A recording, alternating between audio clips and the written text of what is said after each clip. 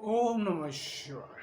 शिव शक्ति भक्त विपन खन्ना के आप सबको नमस्कार दोस्तों मैं आज जो विचार लेके आया हूँ किसी सज्जन पुरुष का एक फोन आया और उन्होंने भक्ति के बारे में कुछ जानना चाहा। भक्ति के साथ साथ शिव भगत हैं वो। हम शिव भगत होकर ये सोचे कि हमें कोई दुख, कोई कष्ट, कोई तकलीफ ना आए, ऐसा होना चाहिए। लेकिन दोस्तों ऐसा नहीं होता।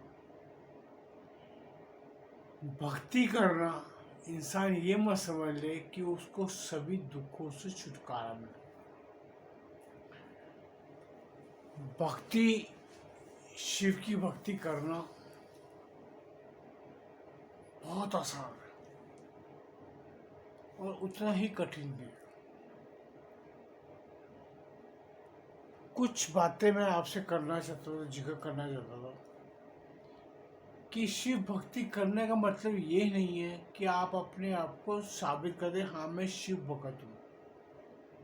आप तो कर लेंगे, आपका वही हाल हो गया जैसे कोई इंसान गुरु के पास जाए, उसको गुरु तो मान लिया, चेले ने गुरु मान लिया, पर गुरु ने उसे चेला माना कि नहीं माना ये बात गुरु बता सकता। गुरु उसको स्वीकार करता है या नहीं करता। इसके लिए दोस्तों मैं इस चीज को बताना चाहूंगा कि हम भक्ति करते हैं,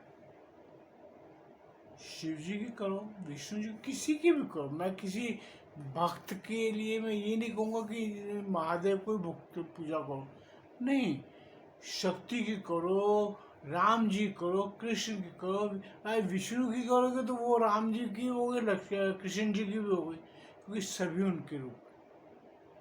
अरे विष्णु जी की करोगे तो वो भी शिव भी एक ही है, वही विष्णु है। आज मैं अपनी पत्नी का पति हूँ और मेरे बच्चों का मैं बाप भी हूँ, इंसान मैं हूँ। वही हाल हमारा देवताओं का है। महादेव है, वही विष्णु है। जब वो विष्णु रूप में होते कहते हैं महादेव भी मैं हूँ। जब महादेव रूप में होंगे क्योंकि विष्णु भी मैं हूँ, ब्रह्मा भी मैं हूँ। तो इसके अंदर कोई फर्क नहीं है। इसलिए भक्ति किसी की भी करो, भक्त कहलाना अच्छा लगता। एक सुखद अनुभव है किसी ईश्वर का भक्त बनना। मैं दोस्तों इसलिए कह रहा हूँ, हम शिव जी की भक्ति करते हैं, भक्त कहलाना चाहते हैं। अब आप एक भीड़ के अंदर खड़े हो, आपका गुरु सामने बैठा, आप उसको खुद की तरफ देखने के लिए क्या करें? मुझे एक चीज बताइए।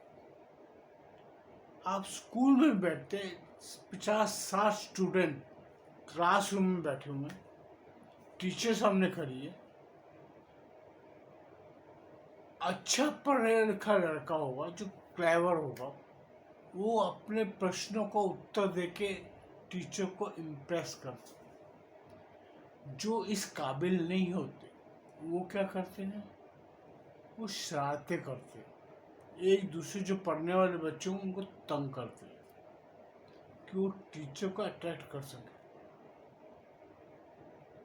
ये हम एक कार्रवाई ऐसी है, इंसानी कार्रवाई ऐसी है कि खुद को साबित करना चाहता है, वो कैसे भी करे। यही हाल है दोस्तों। अगर हम भक्त बनना चाहते हैं तो हमें ईश्वर को बताना पड़ेगा मैं यहाँ हूँ।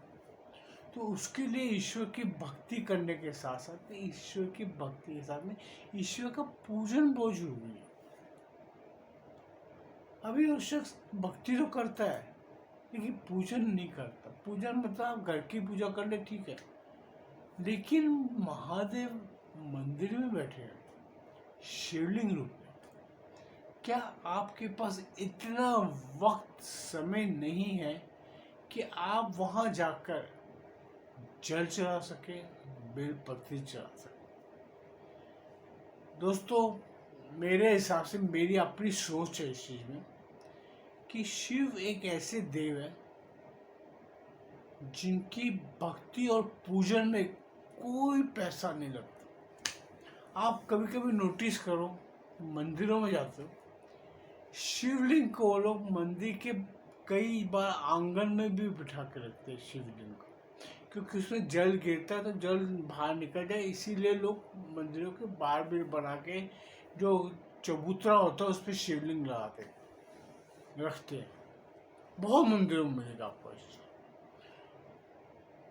आपने वहां जाके सिर्फ, अगर आपके पास कोई बर्तन नहीं है, आप पानी से हाथ में भी लेके, अंजुली में लेके भी डाल सकते हैं, वो भी शिव स्वीकार करते हैं।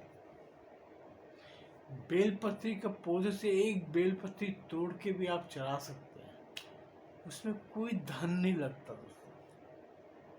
हाँ, आपका शरीर जो लगेगा, क्योंकि आपको चल के जाना पड़ेगा मंदिर तक।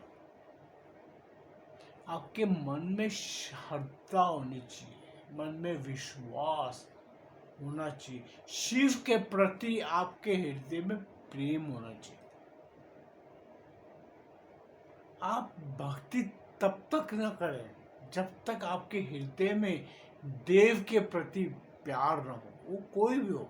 अगर कृष्ण की भक्ति करते, कृष्ण का प्रेम ही आपके हृदय में नहीं है, भक्ति क्या करो।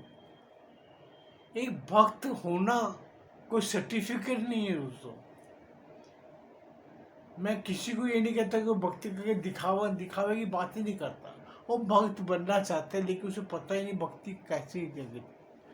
आप खुद ही हैं। आप अगर अपने बच्चों के साथ प्रेम करते हैं तो प्रेम आपके हृदय से निकलना चाहिए। ये हृदय हमारा बहुत बड़ा है, आप इसको इतना से मत समझो। उसकी जो गहराई है वो समुद्र से ज्यादा गहरी है दोस्तों। आकाश से ऊंची फैलाव है उसका हृदय का। इंसान के हृदय की इतनी कैपेसिटी है, क्या आप उसमें कितने भी लोगों से प्रेम कर लो, उसको आप संभाल सकते हो। आपके हृदय में इतनी ताकत है। हृदय के अंदर आपका अगर प्रेम नहीं है तो पहले कृपया करके अपने हृदय के अंदर प्रेम रूपी को स्थापित करो। प्रेम को स्थापित करो। जीव जंतु, पशु पक्षी, इंसान जो आपके आजू बाजू में, आपकी पत्नी, प्यार, बच्चे, रिश्तेदार, सबसे प्रेम करना शुरू करो। आप अगर उनसे प्रेम करेंगे तो आपके हृदय में प्रेम प्रज्वलित हो। अगर आपको कोई छोटा शिशु, छोटा बच्चा, किसी का भी हो, उसको देख के आपका हृदय के अंदर ममता और प्यार नहीं जागृत होता, तो आप ईश्वर की भक्ति मत करो, क्योंकि आपके हृदय में प्यार नहीं है। आप अपना समय व्यर्थ करते। भक्ति करने के लिए सबसे पहले आपके हृदय में प्रेम होना चाहिए। आप उस भीड़ के अंदर महादेव को ये दिखाने के, हाँ मैं हूँ, उपस्थित हूँ, मुझे देखो, वो दिखाने के लिए उस पर जल समर्पित करना पड़ता। आप महादेव के करीब जाते हो, हर शिवलिंग के अंदर वेर्स है।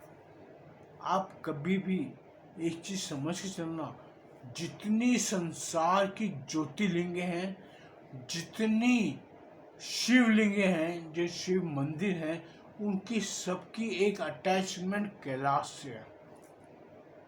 अगर मेरी बातों पे विश्वास ना हो, किसी सच्चे शिव भक्त से भी पूछ देख लो।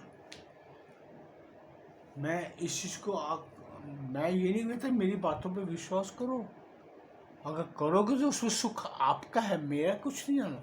मेरे पास जो ज्ञान है, जो मुझे महादेव ने खुद दिया है, मैं आपको वही दे रहा हूं।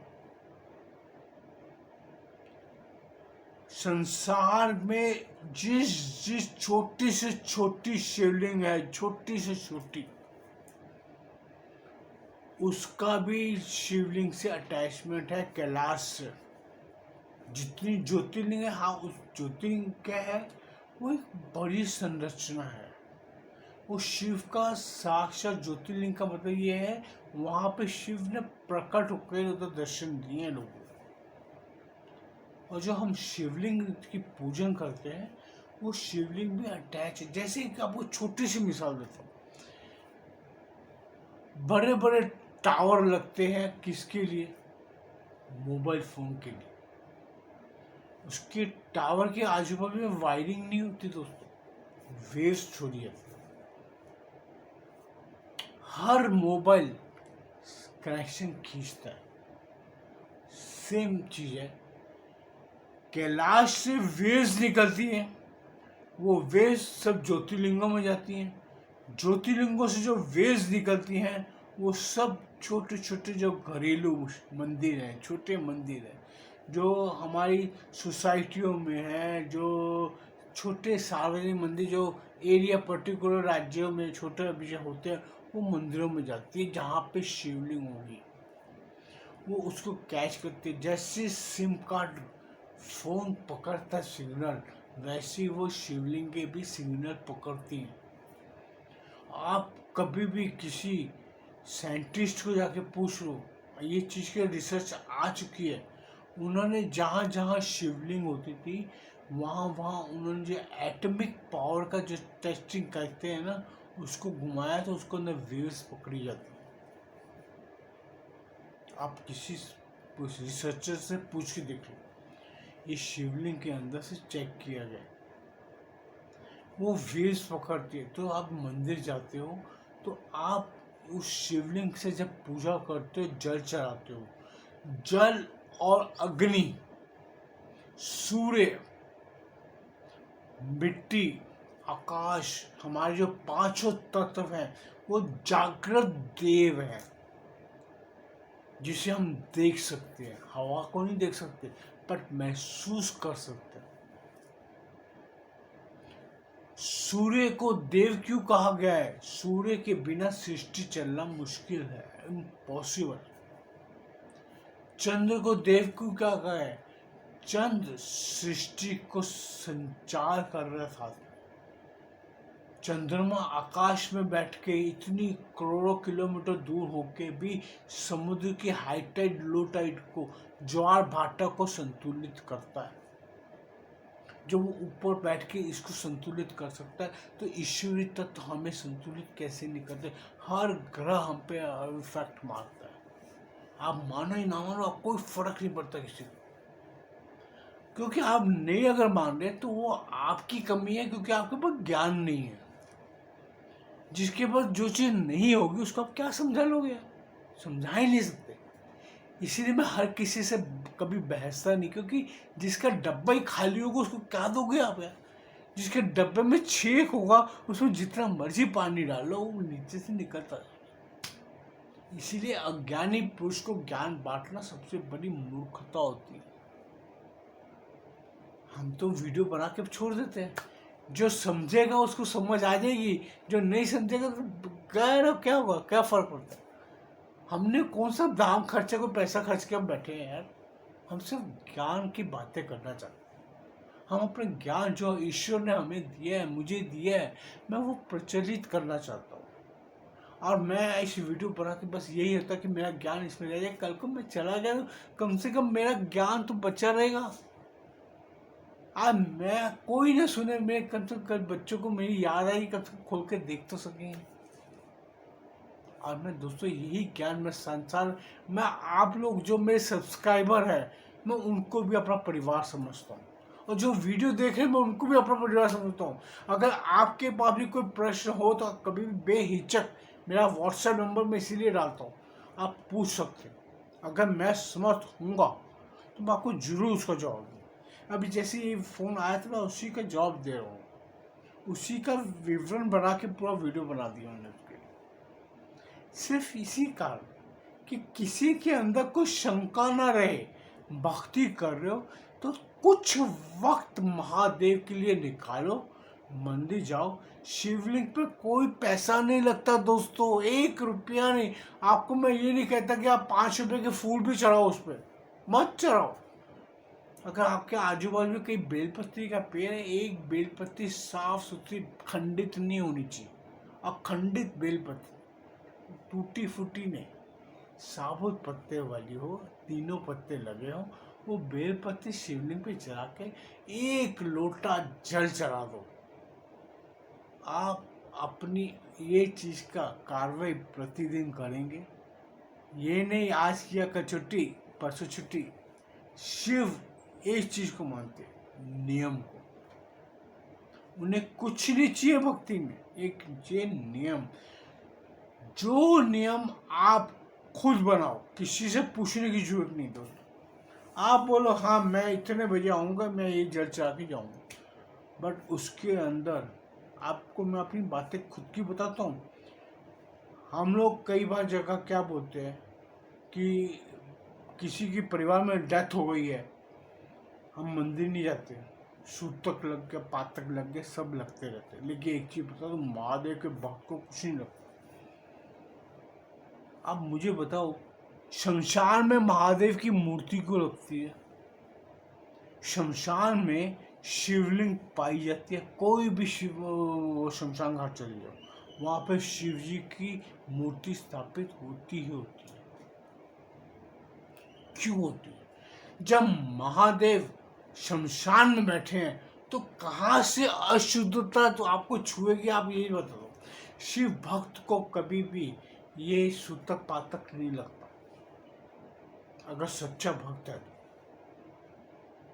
मैं चाहता था मेरे से पिता की मौत है, पिता का अंतिम संस्कार करके मैं हाथ धो के माथा उधर शिवलिंग था, पूजा भी करके आया। क्या करूं? मैं शिव भक्त हूँ, मुझे इससे नहीं जा सकता। मैंने आज तक जिंदगी में इस चीज को नहीं माना, मैं करता रहा। हाँ, घर पे जोत नहीं जलाता था, लेकिन मंदिर जाके शिवलिंग पूजा करा था। क्योंकि आप कहीं वो शमशान से निकलते हैं तो आप लोगों को बोला जाता है जाके मंदिर मत्था टेका लो।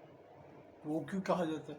एक हमारे समाज में सबसे बड़ी कमी ये है कि हम लोग मुंह जुबानी जो नियम बना के लोगों के घूमते हैं ना, वो बहुत खतरनाक है। आप अपने दिमाग से सोचो बस। ईश्वर ने ये सृष्टि रचाई है इंसानों के लिए, इंसान के लिए। जो इंसान उसकी भक्ति करता है, भक्त के लिए खुद के बनाए नियम पे पालन करना ही सबसे बड़ा नियम है। अगर आप अपने बनाए हुए नियम नहीं पालते तो आपसे बड़ा मूर्ख कोई नहीं है। तो आप ईश्वर के नियम क्या मानोगे? सो दोस्तों, इतनी भक्ति कर रहे हो तो भक्ति करके कृपया थोड़ा वक्त महादेव के लिए निकालो। अगर कृष्ण भक्त हो तो कृष्ण को पुकारो, राम के भक्त हो राम को पुकारो, उसके लिए कुछ समय निकालो। भक्ति करना बहुत सुखद है दोस्तों। अभी मैं आपको क्या बताऊं, मेरे को कई बातें ऐसी हैं कि मैं अगर उसको जिक्र भी करने बैठूंगा तो मेरे से इतनी लंबी हो जाती वीडियो कि मेरे पास अंत नहीं मिलता फिर उसका। सो मैं इस जो टॉपिक जो लेके बैठा था भक्ति का, मैं इसको यहीं पे संपूर्ण करता हूँ, विश्राम देता हूँ। और अगर मेरी आपको वीडियो पसंद आए तो कृपया से लाइक कीजिए, चैनल को सब्सक्राइब कीजिए, बेल आइकन दबा दीजिए। फिर कोई नया विचार आएगा तो आपके पास जरूर उपस्थित होऊंगा। हाँ, अगर भक्ति करते हैं तो मेरी कृपया इस बात को ध्यान दें, और अगर हो सके तो इस चीज़ का पालन जरूर करें। दोस्तों, भक्ति यही जीवन मिला है, समझ के चलना। आगे क्या जन्म मिलेगा, क्योंकि और किसी जीव को भक्ति करने की वो नहीं मिलता, मौका नहीं मिलता। सिर्फ मानव शरीर मिलने पे ही आप भक्ति कर सकते हो, और ये मौका मत छोड़ो। कल किसी ने नहीं देखा, आज भी मैं बैठा, मैं 2 मिनट के बाद मैं पूरा हो जाऊँ तो मैं कोई कुछ नहीं कर सकता। इसीलिए जो वक्त मिला है उसी कंज्यूम करो, उसे उपयोग करो, उसका सदुपयोग करो, और भक्ति करते तो महादेव की 2 मिनट जरूर निकालो। ओम नमः शिवाय।